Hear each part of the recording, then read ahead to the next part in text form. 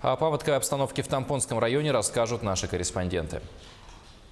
16 мая из-за возникновения угрозы прорыва заградительной дамбы в селе Кискил МЧС и службой спасения республики в райцентр вывезено 54 жителя. Из них 23 человека, в том числе 9 детей, остановились в горно-геологическом техникуме, где развернут пункт временного размещения на 70 мест. Эвакуированные довольны условиями проживания. Они обеспечены бесплатным трехразовым питанием, чистой водой, постельным бельем, ведь все приехали только с документами и вещами первой необходимости. Здесь все благоустроено, туалет есть, душ есть, кровати, все есть, мебель. Уютно.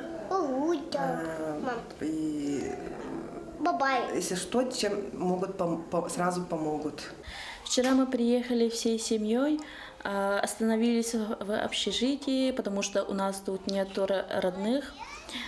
Встретили нас очень хорошо, обслуживание хорошее.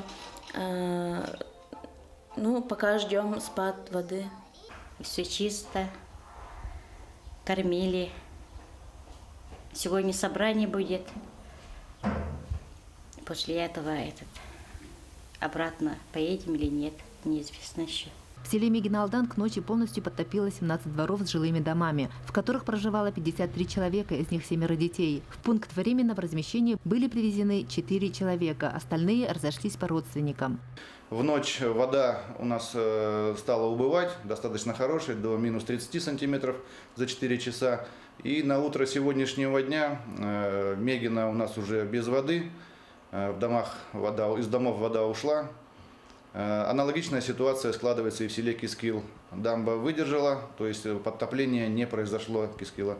Сегодня решается вопрос о возврате населения, которое мы вчера вывезли, обратно в село Кискил. После паводка больших разрушений не зафиксировано. В Мегиналдане вода подтопила дома выше уровня пола. Сейчас в Охотском перевозе и Мегиналдане идет работа по подсчету ущерба. Мария Винокурова, Андрей Сокар, Хандыга, Тампонский район.